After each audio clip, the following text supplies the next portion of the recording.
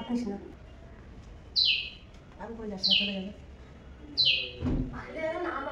দরজা বন্ধ করে দেবো না, তুই দরজা বন্ধ করতে দিয়ে ভালো বেরিয়ে যাবে, বেরোনোর জায়গা পাচ্ছে না মনে হয়। ঠিক আছে বেরিয়ে যাবো জুম করে না চড়ি ভাই কিন্তু দেখা যায় না দেখি আস্তে আস্তে আস্তে দেখো পাখিটা বেরোতে পারছিল না, অনেকক্ষণ ধরে ঘরের মধ্যে ঘোরাঘুরি করছে, মানে কোন দিকে দরজাও বুঝতে পারছিল না। যাই হোক অনেকক্ষণ ওপর মানে বেরিয়ে গেল। তারপর এদিকে দেখো একজন গেস্ট এসছে আমার বাড়িতে, ইনি প্রথমবার এসছেন, মানে এর বরের সাথে অনেকটা আলাপ ছিল আর কি আমার পরিবারের সাথে। আজকের হঠাৎ করেই ওর ওয়াইফকে নিয়ে চলে এসেছে, তার সঙ্গে একটু গল্প টল্প করলাম। সকালবেলায় এসে যেহেতু সকালে জলখাবার চাটা সেগুলোও দিয়ে দিয়েছি, দিয়েটি আমি এখানে বসেছি একটু গল্প করার জন্য। বাড়িতে লোক আসলে তো একটু গল্প টল্প করতে হয়, তাই না? এদিকে দেখো বেলা অনেকটা হয়ে গেছে, আমার এখনো রান্না বসাতে পারিনি, যেহেতু লোকজন আসলে তো একটু গল্প করতে হয় তাদের সঙ্গে, তাই না? তাহলে এবার তোমরা আগে আমাকে বলো আমার ভিডিওটা তোমরা কে কোথা থেকে দেখছো অবশ্যই কমেন্টস করে জানিও, আর আমার চ্যানেলটা অবশ্যই সাবস্ক্রাইব করে দিও, লাইক কমেন্টস করো কিন্তু, ঠিক আছে?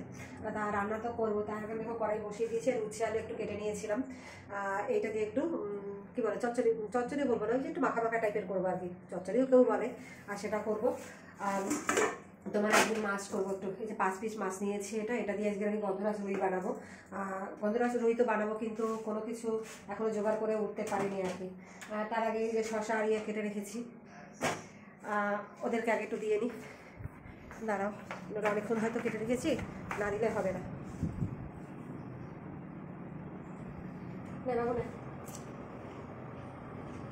গাজরটা নিয়ে গাজরটা নিয়ে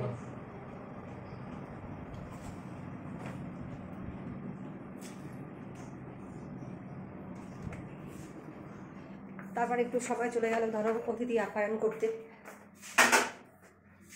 মানে এখন বেলা 11:30 বাজে, এখন আমাকে রান্না করতে হবে। বাসন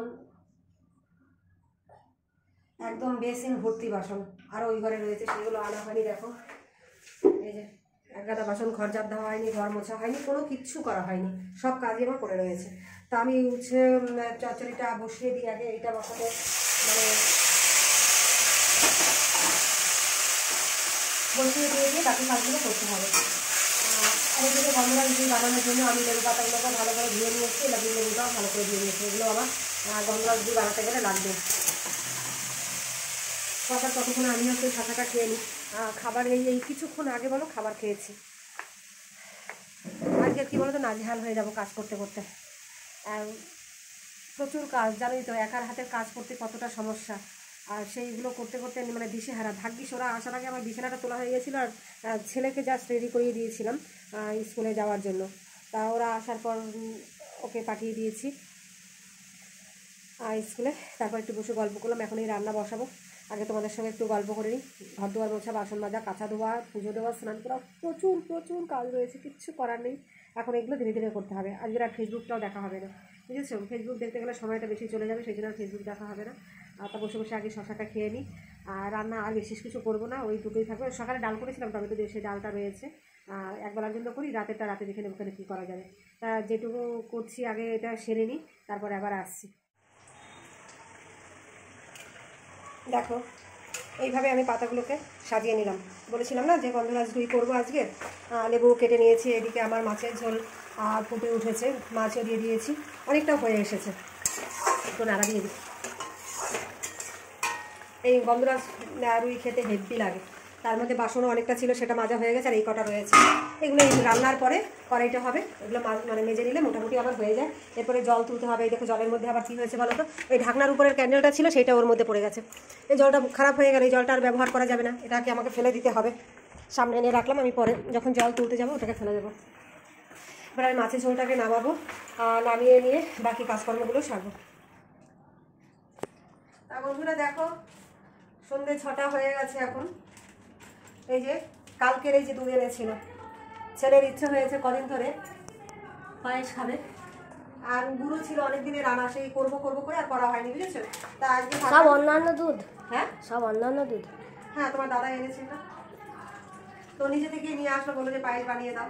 আর এরপর গরম পড়ে যাচ্ছে, এরপর আর পায়েস টায়েস কোনো কিছুই বানানো যাবে না, মানে বানানো যাবে না কিন্তু খাওয়া যাবে না, এটা ভুল কথা।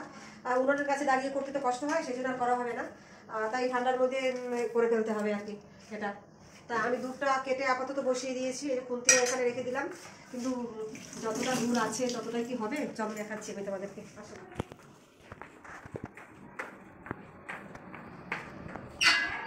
আরে পুরো কালো। কালো না? তোমাকে দেখা যাচ্ছে না। ডিম নেই, তুমি তুমি তোমার বাবাকে বলে দিও ডিম আনার জন্য।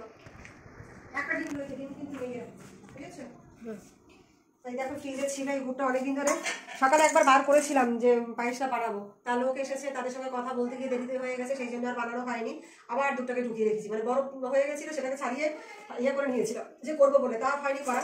আর সকালবেলায় গুড়টাকে আমি ভেঙে রেখেছিলাম। আর এইটুকু গুড়ে হবে না, এর মধ্যে তোমার একটু চিনি দিতেই হবে। দেখি চিনি কতটা আছে,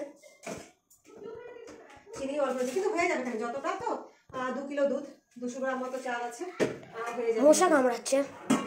মশা কামড়াচ্ছে? তুমি মশাকে কামড়াও, হ্যাঁ কামড়াবে মশাকে? বলছে মশা কামড়াচ্ছে, আর কি আর করা যাবে। দাঁড়াও একটু চালটা একটু দেখে দেখি এর মধ্যে কোনো কালো চাল আছে কিনা সেটা একটু দেখে নিতে হবে। এই গোবিন্দভোগ চালের গন্ধটাই হেবি। দেখি আমি গন্ধটা শুকবো। গন্ধ শুকবে, শুকো, তাই না? এটা দেখে নিতে হবে এর মধ্যে কি আছে কিনা, কালো চাল আছে কিনা। একদম ফ্রেশ, বুঝেছো? একটাও কালো চাল নেই এর মধ্যে। দেখো এই যে একটু কাজু কিশমিশ থাকলে ভালো হতো, কিন্তু কাজু নেই, কিশমিশও নেই, সেগুলো আর দেওয়া যাবে না। তো আমি দুটো তেজপাতা ধুয়ে নিই। অনেকে এলাচ দেয় পায়েসের মধ্যে, আমি এলাচের থেকে এই তেজপাতার গন্ধটাই যেন ভালো মনে করি, ভালো লাগে আর কি। 2-3টে তেজপাতা দিলে তো সুন্দর একটা গন্ধ আসে। একটু ধুয়ে শুকিয়ে নিই, যদি জল থাকলে ভালো লাগে না, কেমন একটা হয়ে যাবে পায়েসের মধ্যে। এক ফোঁটা জল দিলে পরে বিরক্ত লাগে।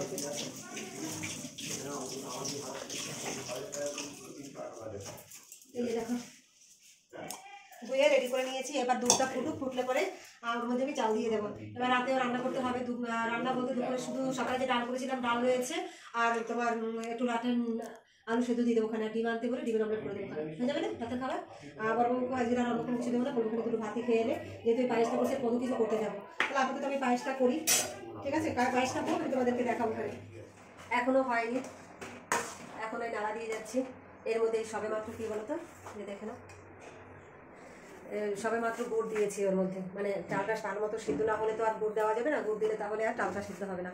তা চালটা সিদ্ধ হয়ে গেছে, গুড়টা দিয়ে দিয়েছি। এবার ওটাকে গলবে, ভালো করে গলার পরে তারপরে ওটাকে নামাবো।